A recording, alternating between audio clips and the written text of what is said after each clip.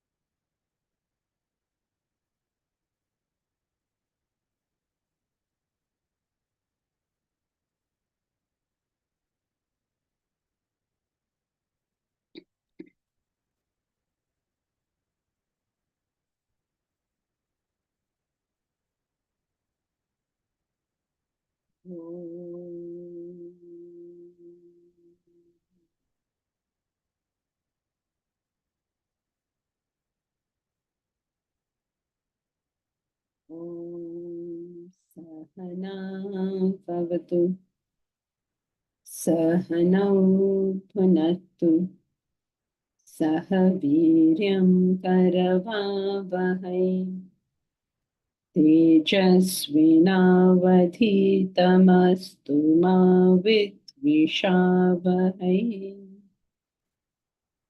Om Shanti Shanti Shanti.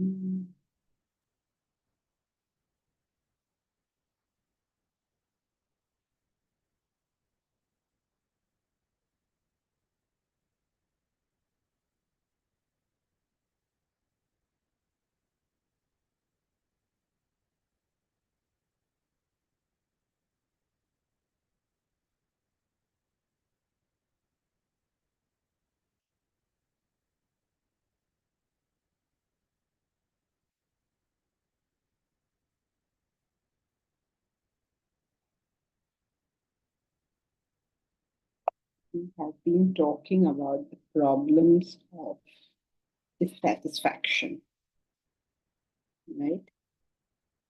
If you have a desire and that desire is not fulfilled, you cannot go and tell this person, now you be happy. Why should you want that thing? It makes no sense. Everybody's desires are important to them, and if those desires are left frustrated, this person cannot be happy, right? So we have to understand this. We do not need to decide whether somebody should want something or should not want it. There's no analysis of this. There's no such thing. Should I want it or not? The only question is, how are you directing that desire? It is very easy, especially you will find older people sitting in judgment and saying, oh, these youngsters are behaving like this and they are asking for all these things. There's no reason for us to talk about other people's desires. If my desires are important to me, whatever that desire be, their desires are important to them. And just as if my desires were frustrated, I would be frustrated, so too, they, when they have their desires, will be frustrated. Right? So this whole discussion on should you have a desire or not is futile for the simple reason that It just is. it just is. You can say should or should not. In philosophy, the worst word, there are two bad words in philosophy. The first bad word in philosophy, very bad word. We don't not allowed to use that word. You know what is that bad word? Two bad words. Should. Should. First one. Should. There is no should. It either is or it isn't. That is the only thing philosophy sees. Either it is so or it isn't so. There is no question of it should be or should not be. And the second bad word, which you may have heard earlier in class, nothing to do with our current subject, but just so that you know, these are our two bad words here. The second bad word is, anyone remembers? I. Okay. I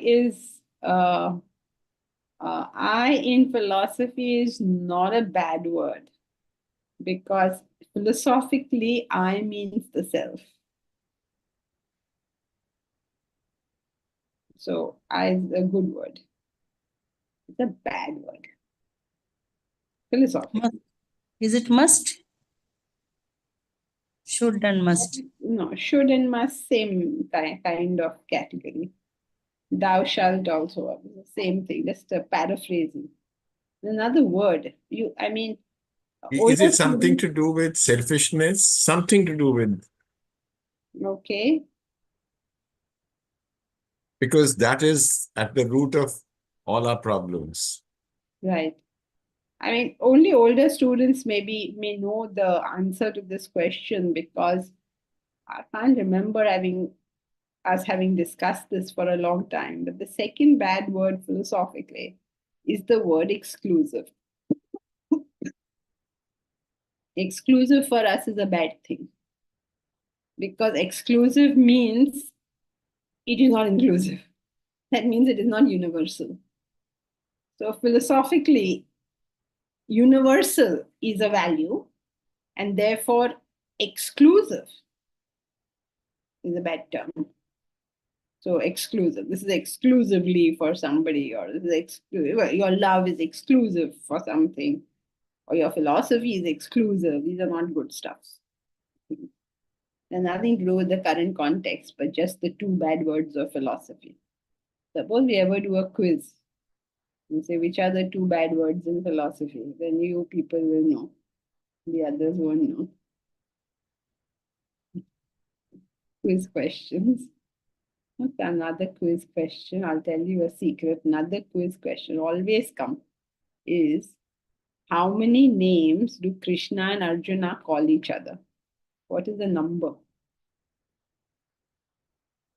If you do a quiz on Bhagavad Gita, that will definitely come. You know, 18. it's 18. And the nice thing about Bhagavad Gita quizzes is, you know what Bharat will tell you. Bharat, what is the good thing about Bhagavad Gita quizzes? Somehow everything adds up to 18. Yes. So I say, how many Akshaunis fought the war? How many fought? 18. 18 Akshani Sainas. How many chapters in the Bhagavad Gita? How many days did 18. the war go on for? 18. Everything is 18. If you remember 18 and you just randomly answer any Bhagavad Gita quiz question like that, that's like, what is there to cry about? If you get to a quiz ever, you will ace it. You should not be crying. Any one of them, almost every number will come out to 18 at the end. So if you don't know the answer, you can say 18. Jankiji, is it 9 names for Krishna and 9 names for Arjuna adding up to 18, or 18 plus 18, 36? Yeah. No, you can't say. It's 18 in total because many names they both call each other. Like, such as? Bharata. Okay, so that's where our Bharat gets his name from. Yes. So Okay. many names they both call each other the same name. Okay. There's an emoji for sleeping. Oh, okay. So, right. Where were we? What were we talking about? So we are, when people have desires, you cannot comment on that desire. Just as if it is daytime, you cannot say it should not have been day today. It should not be Tuesday today. Can you say it should not be Tuesday today? It either is Tuesday or it is not Tuesday. There's no concept of should. Right? So either a person has a desire for something or doesn't have a desire. The important part is not what your desires are, but How you How do you it. how you Direct. Direct it. direct. That direction in desiring is what is the most critical aspect of a human being's life. Why in a human being's life? because for animals the whole thing is set up. They don't need to. Yes. An animal does it right instinctively. The animal never does excessive, never does too little. That is why you'll see all animals are the right size. But you see human beings, they can be any size. From size 0 to size, I don't know, 100 or something. I don't know what is that highest size. Ma'am, they don't indulge. No, they are always right amount. And they're always the right amount because they don't have Choice. choice. We have a choice. So we are free to do whatever we want with our desire. And that is how we mess up. Animals are playing the game on easy mode. I don't know about that. You try being in the jungle. A deer is sitting there with a tiger walking around. I don't know whether this is easy or not, but it's fine for the deer and the tiger. So, our job in life is not to decide whether or not a desire should be there, either for me or for anybody else, but to decide what I'm going to do with that desire. How am I going to direct that desire? That is what I have to focus on. Once I know that it is there, how am I going to direct it? And if you don't do this properly, you get eventually into a state of self-loathing. You hate others because they are not fulfilling your desires, and then you hate yourself because your desires are not fulfilled. So be very careful going down the direction of frustration. You know, there's a problem with Vedanta. When you go to fulfill your desires, then they say, be very careful when you go down trying to fulfill desire. You will not find happiness that way. Then you say, okay, Baba, I'm not dealing with these stupid desires. Be very careful if you frustrate your desires. You will get messed up completely. God, mera sir nahi khao tum log. What am I supposed to do? I can't go this way. I can't go that way. It's terrible, no? It becomes like, please make up your mind. What am I supposed to do with this thing? What we're supposed to do is Direct our desires. direct our desire. And because it's not always easy, society itself has directed our desire. Like they tell you do X and Y and Z. You have a desire for money. Everybody has a desire for a good life. So therefore, society directs it. What does it make you do? Get a degree. Okay, get a degree, and after the degree, Get a job. get some work. Your work, then you will have the whatever wherewithal to fulfill your desire. Then everybody has physical desires. So then society directs this. What does it tell you to do? Get married. Marriage. Get married. Then you have desires for reputation, fame. So what does it direct you to do?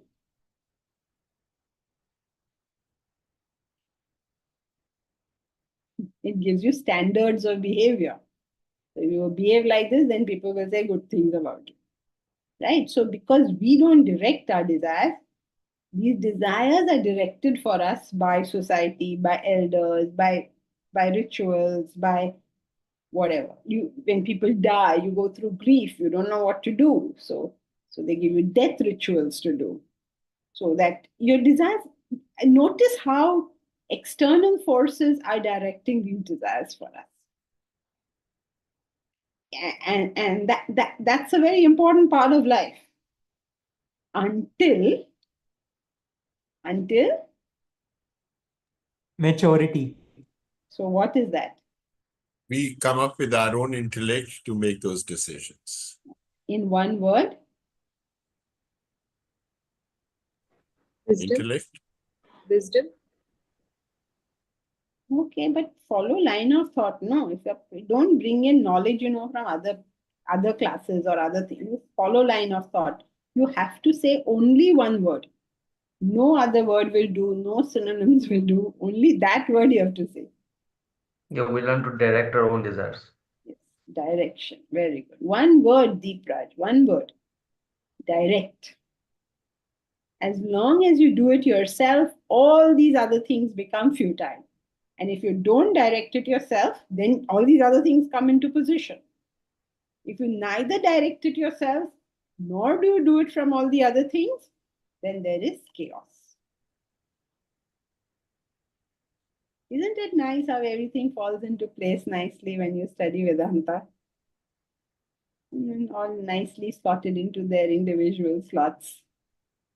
Right. So we are all good up to here. Yes.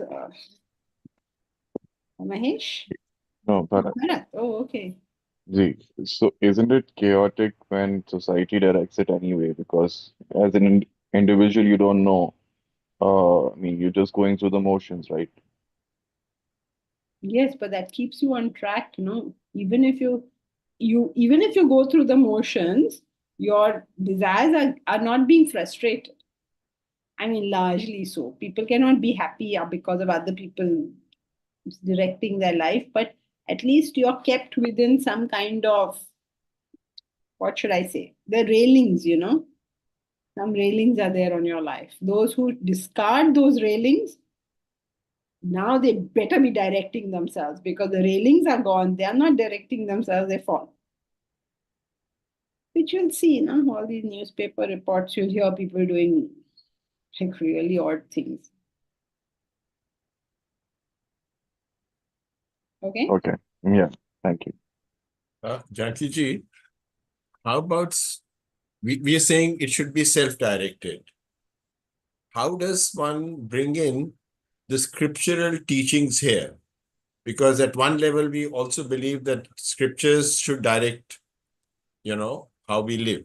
Now, I know that one could say that what the scriptures are saying, you ingrain it and use your own intellect, to direct your desires. But where does scriptures fit into the self-direction? If you have to make an enlightened choice, you need knowledge. So for your self-direction to be an enlightened one, you need the scriptural guidance. Yep. You need to know the facts, right? How are you going to do anything? You don't know the facts itself. And we then say that scriptures provide us with that factual, kind of foundation. That's right. Fine. So those who reject the scriptures, they don't direct it well. And unfortunately, very often in life, those who reject the scriptures equally reject society's guardrails. So they create quite a lot of chaos.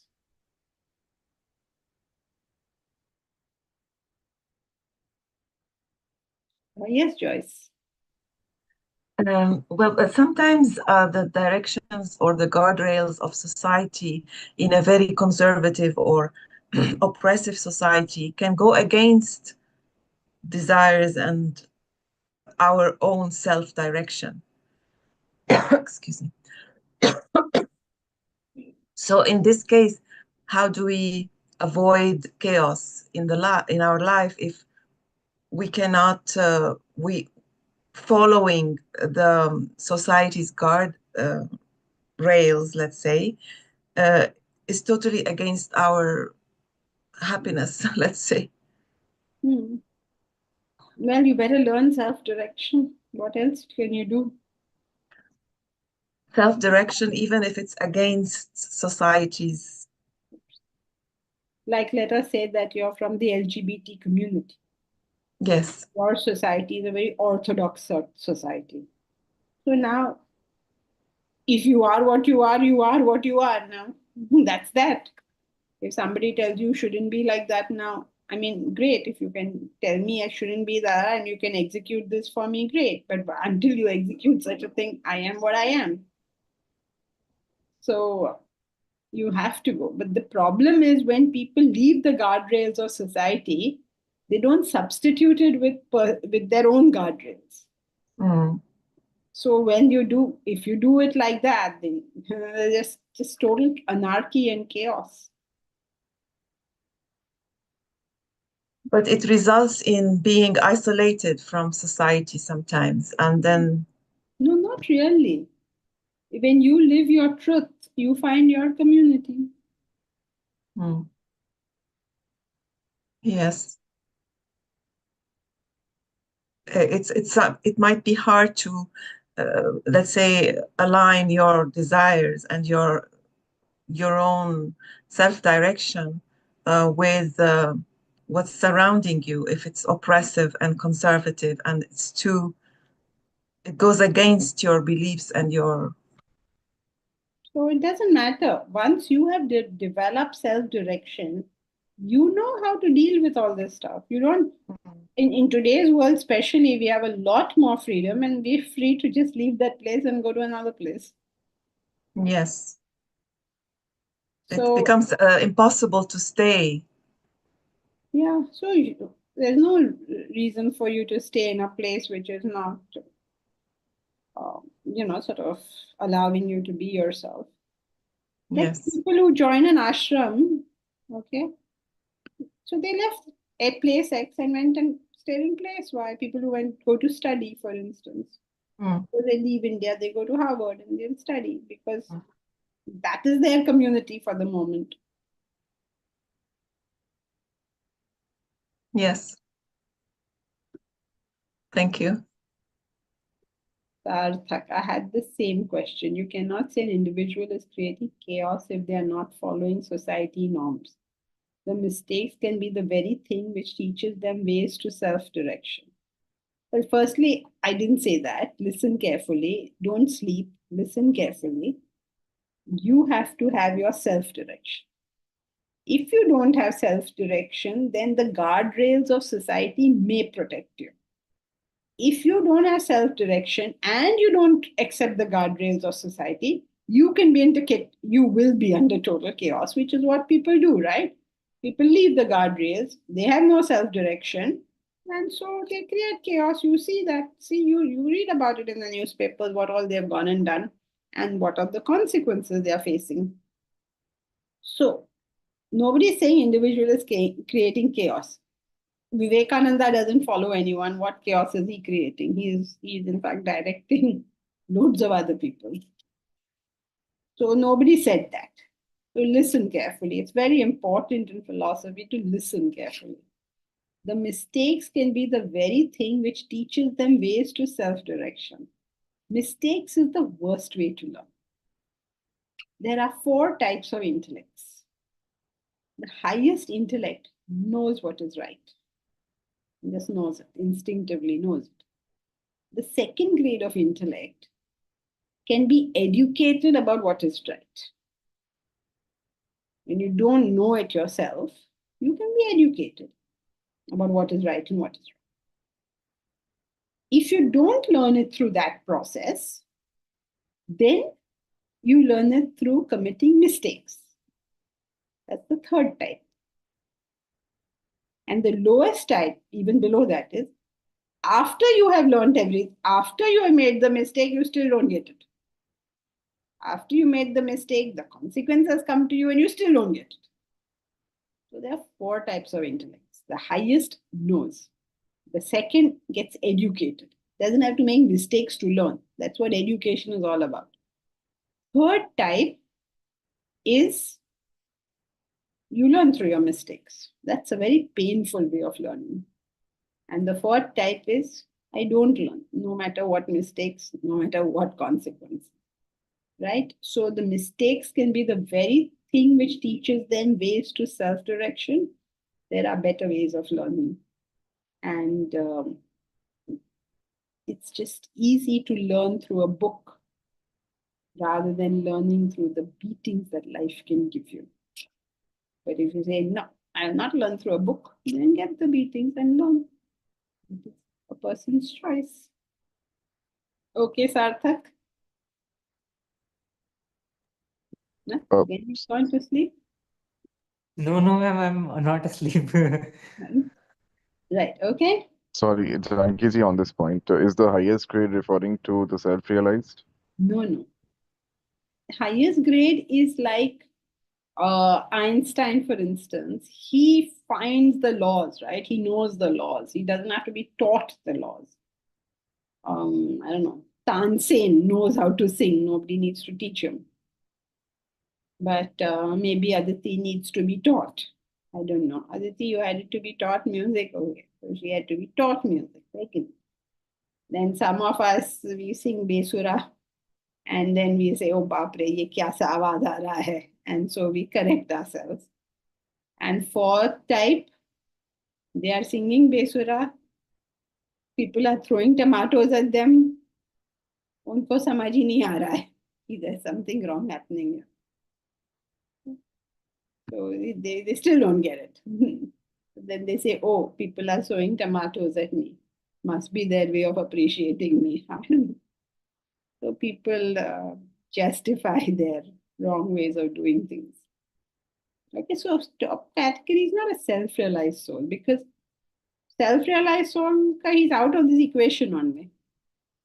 Top category are people who get it. You know, all of us in some matter or the other are in the top category because there's some things we just get. There are some things we'll get if we were educated. There are some things we get when we get beaten up. And there are some things abhi tak palle hi nahi pad rahe hain. So far we Ma'am, don't. but in this we can say na that person thinks that I need education only after he makes mistakes, certain mistakes. That look, I have no self-direction and these society norms, I just can't accept them. That's why I seek direction or learning. So in that case, that individual he might have created chaos, but then they'll go towards learning. Yeah, so if he's the third category, then he will do it that way. But let us try not to do that. No, let us try to up it to second category. Ma'am मैं कह रहा हूँ कि he came from the third to the second by seeing that he has no self direction. Right, but don't do that. No, थोड़ा तो अक्कल होनी चाहिए कि I don't know this. Let me learn about it and then let me go fool around in that area. See, it's like saying, I don't know how to deal with the gas. Let me try putting it on and cooking something. And you put it on and a whole flame comes on you, you got 90-degree burns, then you say, I better learn how to use the gas. Why like that? When you know you don't know what you're about it, first learn, no? So, yes, what you're saying is not incorrect. It's just not a recommended way to do things because it's painful, it's hard, and it's a very high cost. Very, very high cost.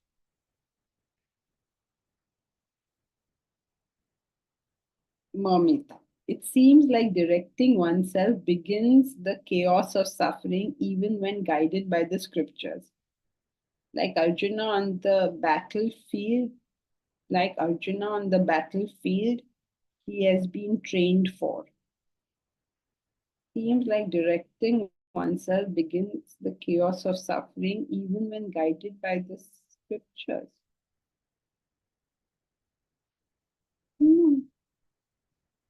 We cannot suffer if we are directing, by definition. If you're directing a desire, suffering has to immediately reduce. So I don't understand why directing oneself begins the chaos of suffering. Because Arjun, while he is asking advice from Krishna and he is willing to listen and submit to it, He's suffering because he wants to be directed, but it is like, and he has trained to battle in the battlefield. But that is No, they're two separate things. Being trained in the battlefield is something he has been trained for. He has lost that ability because his mind has not received full training. So when his mind takes over, the suffering starts. When he surrenders to Krishna, the suffering comes down. so. There are two different aspects to the Arjuna example. Okay, That is why the Gita ends with that. Na? Yatra Yogeshwara Krishna, Yatra Partho Dhanurdaraha. Where there is Yogeshwara Krishna, where there is Partha, the archer, that means skill in action. Tatra Shri Vijaya Dhruvaniti. There is their prosperity and victory and wise policies. So these two things have to combine. Most people, at least in today's world, and obviously then, otherwise, why would he say it then? Get trained like Arjuna got trained. Every chairman and every, I don't know, sportsman and everything anybody does, they're trained in the field. What we're not trained at is in directing the desires. So our training works up to a point, and then it collapses on us. So the second part is when the mind needs to be prepared. Mind being prepared means it's directed. The moment you start directing it, suffering goes away. But we don't gain objectivity really, even though we are, the mind is prepared, like, but it is still the fear, like, the brace yourself, like that kind of fear. The introduction of even a little bit of intellect has to reduce it. Reduce, yes. You can't, if you're bracing yourself, that means it's not being directed yet. What is there to brace yourself for? Let's say there is a laddu on the table. Okay, and you're saying, oh my God, there's a laddu. I better brace myself and be prepared that I will not contact this. Then I'm not doing this correctly. So what has happened probably is I've suppressed it or I've indulged in it. Now, why am I frightened of this poor laddu lying on the table and I'm like so prepared, I won't. So not like that. If I have intelligently satisfied my desires, if I've done, then laddu being on the table, I can still say thank you very much, Mr. Laddu. You sit there, I sit here. So if I'm finding that, what shall I say? If I'm finding this reaction, that means something I've not done. So I have to identify what it is. This is when I can be educated. This is the second level of intellect. No, at this stage already the consequences come. No, I'm bracing. Okay, so no, I'm saying if I'm not bracing, that means I'm at the second level of intellect where I can be educated. No. All the three can be educated. It's not that they can't be educated. It's like what the levels are like the second part is where the second level of intelligence is where you can be educated. What is this example of when it looks, it's a laddu and I'm not bracing or anything. I'm fine with it. That means you already know you're in category 1. 1. Okay. Category 1 knows and is completely in control. And it's not like these are different people. It could be the same person also. So category 1 understands. Every one of us understands something. And you will be able to identify that very easily because you look at everybody else and say, why don't they understand it? It's but just as I don't understand what I don't understand, other people don't understand this thing. So first category, wherever we are in the first category, we got it. Finished. It's done. Second one, I get that I need to learn something. Why educate myself? Third category, I haven't got that. So I'm going to get beaten now. So according to Sarthak, then once you get beaten, that's a good thing because then you'll come. But that beating can go on for years, for janmas, because we are not so good at understanding where that error is happening. So it's not a recommended method. It could be like, imagine, it could be that for the last 10 janmas, I'm suffering the same thing. If you accept janmas, or at least, let's say this whole janma, I'm suffering the same thing. Okay, please don't take any ailment as part of this, okay? Be very careful in that. Now, suppose you got fever, say, oh, I'm suffering this. Nothing like that. No ailment is brought in this discussion. Mm-hmm.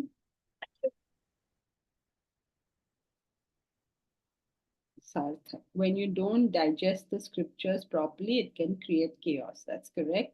If you don't digest any knowledge, it can create chaos. There's nothing specific about even if you don't digest the knowledge of driving properly, you create chaos. If you don't digest the knowledge of music properly, you will create chaos. Wherever knowledge is not digested, you will create chaos. So it's true for everything. We somehow make scriptures and spiritual life as like a different part of our life, like as if the rules there are not applicable everywhere else. The same rules all across. Yes, Anvesh? A slightly half serious question, but I mean, in the context of everything, we are being specific about how to deal with desires. But if you look at it with the scriptural or with the theory of karma, so if you look at, I mean, there's a sanchita karma storehouse, and then in this life we have the prarabdha karma, which has been chosen by the karma dhyaksh, like God has chosen it for us. But is this supposed to be specific, like the things, the trials and tribulations that we face? Is it specific to help us learn and then evolve? Is it like some sort of grand design, or it's random? It's a grand design of causation. There is nobody there doing any of this stuff. It is just simple causation, right? That if I don't know how to deal with the gas stove in the house, it will keep burning me until I figure it out. It's not some, it just, I don't know why there's this thing in religious studies to make everything sound very esoteric. But it is just common sense. If I don't know how to deal with something and I deal with it, that thing will keep on hurting me until I know how to deal with it. So is there some grand design in it? It's just simple cause and effect. If I don't know how to use a knife and I use it, it will keep on hurting me.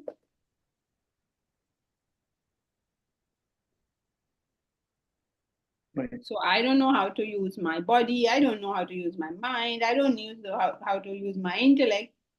Keep on getting knocked down. I don't know how to deal with relationships. I don't know how to deal with money. I don't know how to deal with, I don't know, hundreds of things that we deal with. Get knocked. The same thing, right?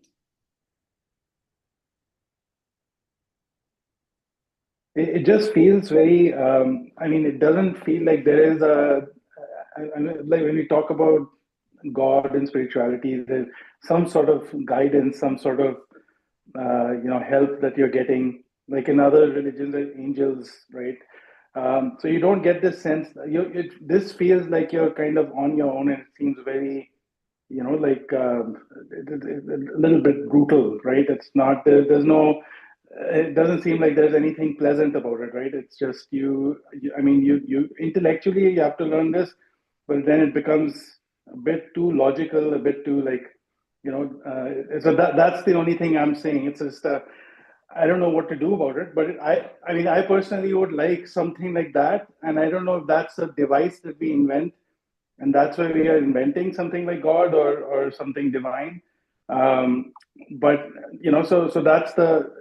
I don't know if in the actuality, I mean, the practical sense of it is that just during this process, it would be nice to have something, something which is a little bit more pleasant or part of a story or something like that.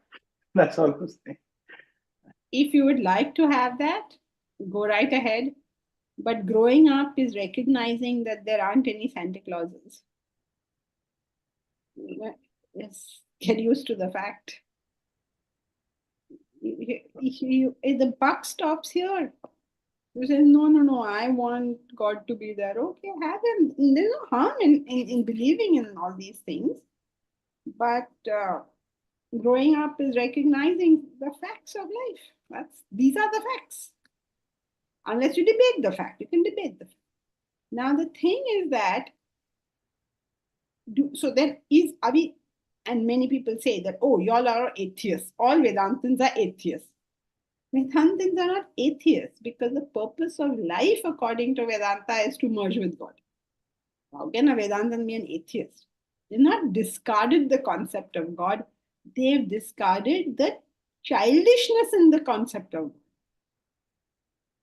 There's nothing negative about it. Like a child believes in Santa Claus, you don't say, oh my God, such a bad thing. There's nothing bad in it. If that helps you, great. But the fact is, if you don't sort yourself out, nobody's going to. That's just a fact of life. Get used to it. If you don't make something of your life, nobody's going to do it. If you don't direct your desires, well, stay where you are. Though, of course, the fact of life, another fact of life that you can see is that nobody stays where they are. You're either going up or you're going down. Not just you, I mean, not just an individual, but look at this, a chair over here. You just leave it this way. Does it stay as it is? Its deterioration takes place. Nothing stays where it is. You either, you take care of it, make it grow, or it deteriorates. If you put money in your cupboard, it doesn't just stay there. Even if you lock your cupboard and you never open it, what will happen to that money if you just leave it in your cupboard? It will suffer the fact that there is inflation, so it's going down in value. You don't deal with something, it doesn't stay there, it goes down. Suppose you have an ailment and you don't deal with it. It doesn't stay there, it will get worse. So you can't say, okay, I won't do anything, somebody will come and look after it. Nope, not happening.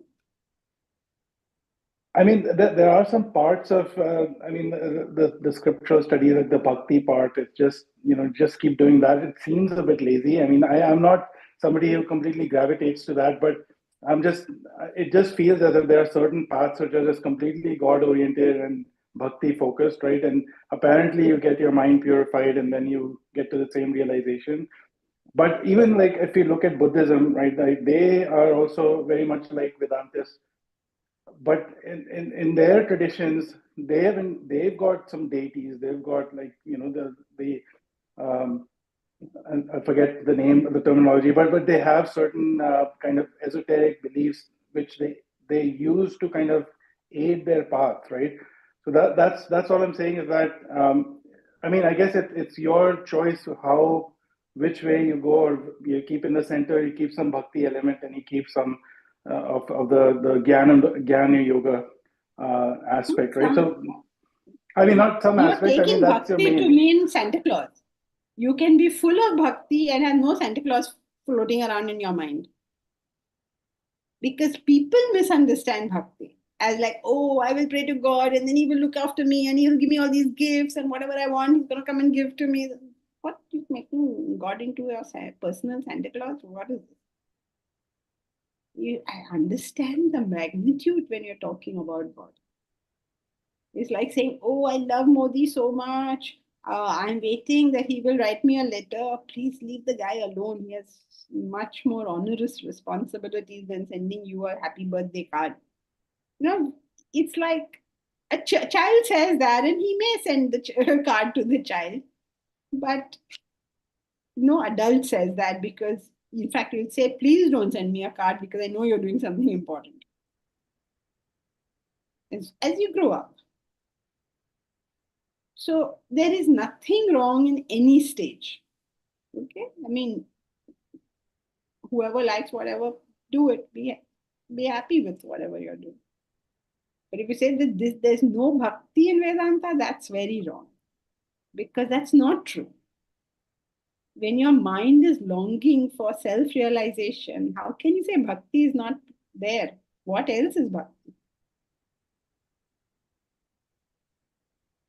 But only you're not taking on God as your personal, like God fairy, she'll come take care of me.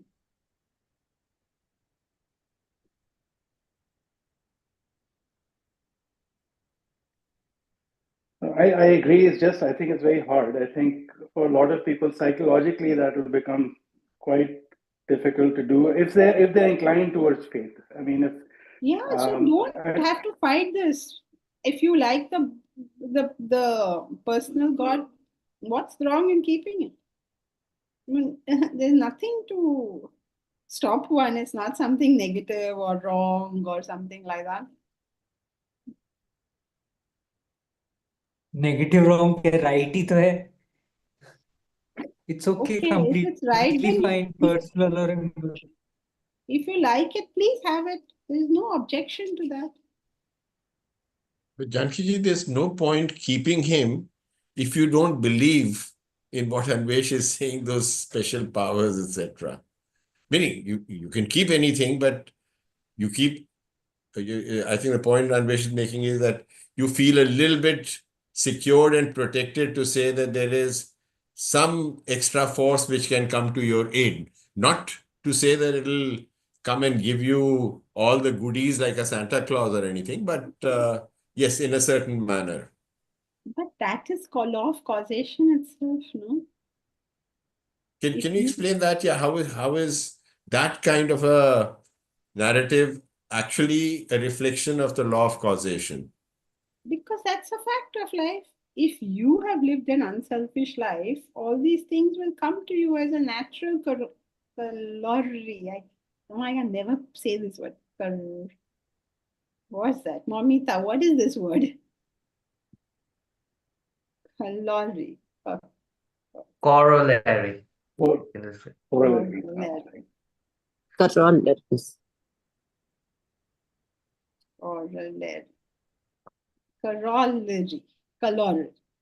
Whatever this silly word is, it's very irritating. What?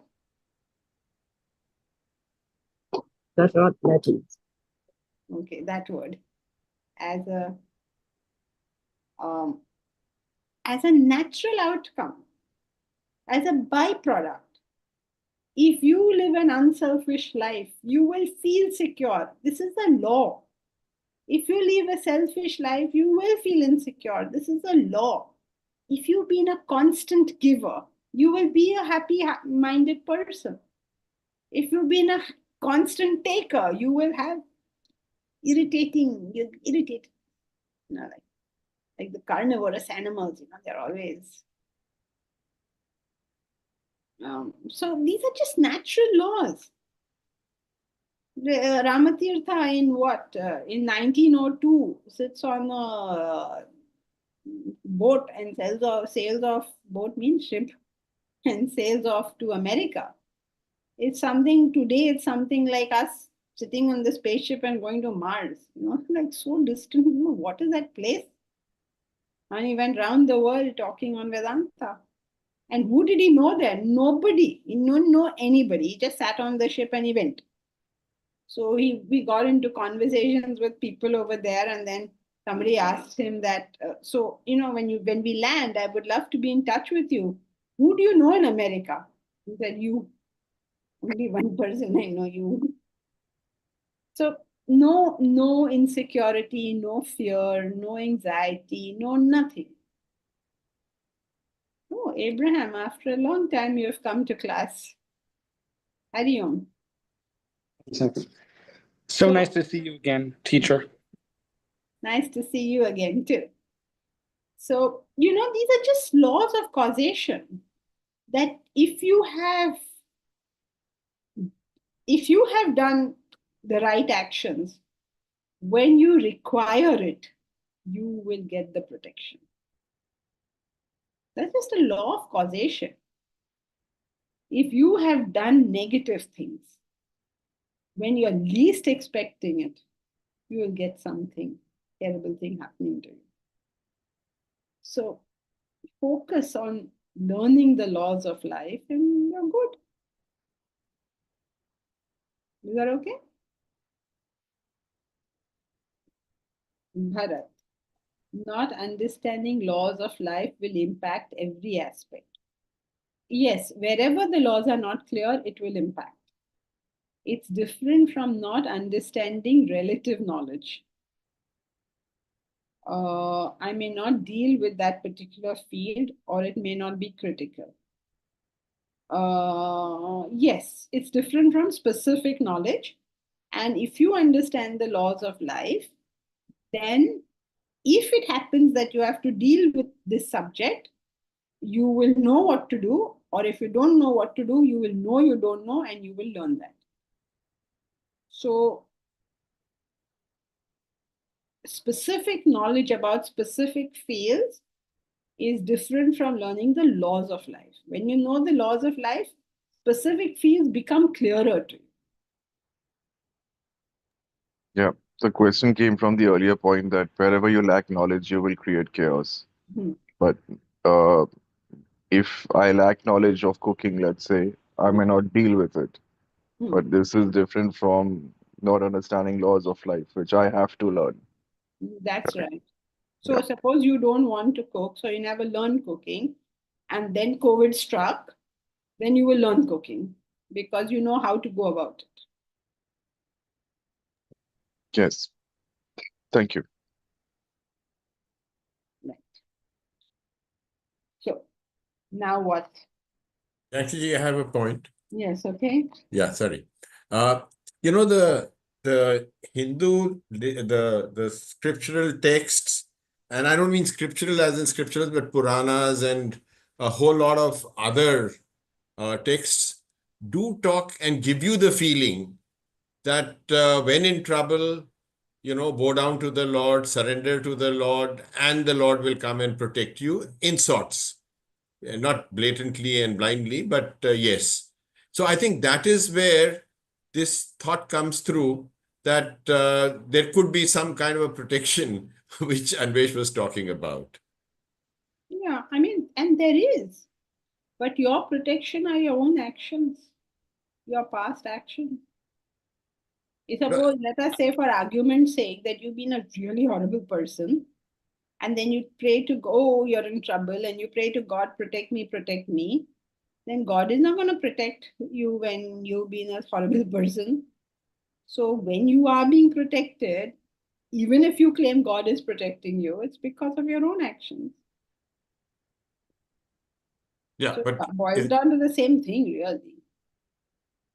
But assuming you've been a good person, and is there a difference that you've been a good person and you pray in a situation versus you being a good person and you don't pray? My understanding of pure Vedanta is that it doesn't make a difference because you will get what you deserve. And yet, so the question then boils down to why is it therefore that a lot of our literature seems to point that, yeah, you should be good and everything, but please do pray at the right time kind of a thing because that helps per se, because you get bailed out per se. I mean, and it's our literature is replete with that. So why is that so? Yeah, because it's referring to ego. You think, oh, I'm so great, life will knock you down. So please bow your head and surrender. if you understand the law, it is you cannot be this egoistical. It's simple. Oh, I am the karta dharta of my life. Because of me, everything happens. If you're going to be so stupid, that means you've not understood something. Better bow your head.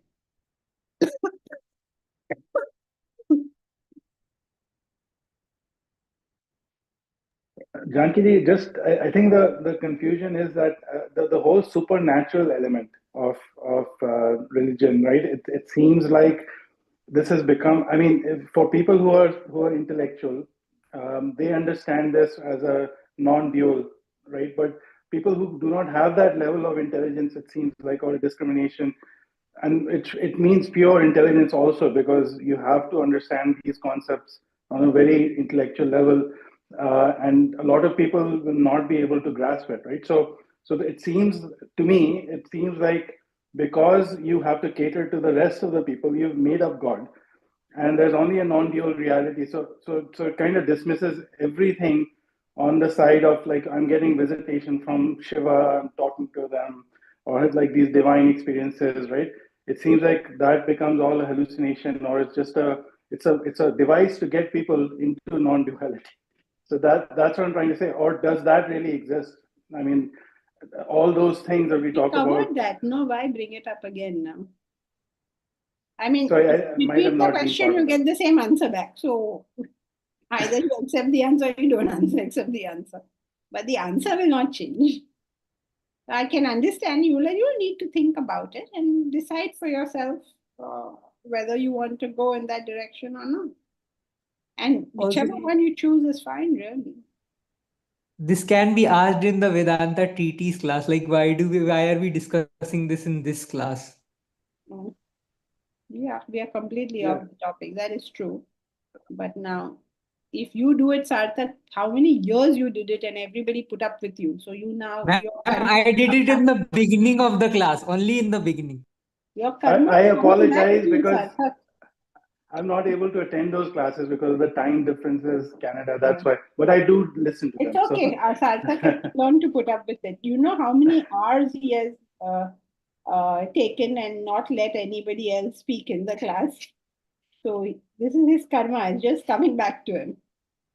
Okay, now let us do at least little bit. Otherwise, even Abraham will say, I came for the class and not a bit of the book. Abraham, do you know that we are now doing this book? I don't know if you are aware. This one. I saw the advertisements, but I'm really excited to read it. I think next month I'm going to buy it. I miss your teaching so much, and it's so great to be back. So I'm going to really, get focused again, as I always say, and really focus on learning from you. Yeah. It's not an easy subject to keep focused on, so be charitable. It's true. I'll try my best, though. You're very, very, very helpful for me. Thank you for everything you do. Sure, thank you. So shall we now read a little bit more? Where are you, Mahesh? Let us do last 3 minutes at least. So we were at the point that in a dysfunctional relationship, some need is met and some need is not met. And because of this sort of, half met, half unmet, it becomes impossible to leave that relationship. And then both parties just hate each other because they're stuck to each other. They can neither stay nor leave. So what do? Take time to consider which needs of the parties are met and which aren't, both for yourself and the other if you happen to be in such a situation. Decide on a course of action.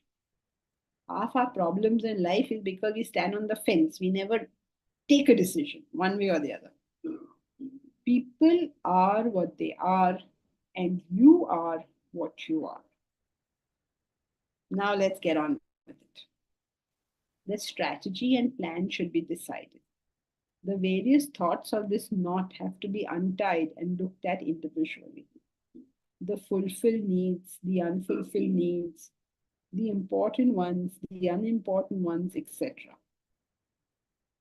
In the present circumstances, is there any way to satisfy important unfulfilled ones? Something needs to be given up here to ease the pain. What is that thing which would be the most productive to give up? Is it an attitude, an action, or a desire? Consider this question thoroughly. Give it a lot of thought. And with a deadline, then execute. There is neither rush nor complacency. Take your time, watch, experiment, decide. It is your life. You get to make the decisions. If you can't do it yourself, you can always get help. But be determined to solve the problem and have a fulfilling life. We can't go on forever with a festering wound. Tomorrow we may be dead, and our life will have withered away in misery. Our productivity eaten away by the winter of discontent, never made into glorious summer by the sun of knowledge. Now, I know this may not be very helpful to a person in that situation, but there is another book coming out on that, so we can do it more thoroughly there. At the moment, this is just a summary. Next book is on relationships. So we can do it more thoroughly at that time, but I think it's relatively clear, right? We'll do a little bit about it next time too. So thank you. We'll meet again next time. Janki-ji, would you be explaining this paragraph a little bit more next time? Thank you. Hari Om. Thank you. Hari Om. Announcements. Thank you. Hariom, Janki-ji. Mahesh has some.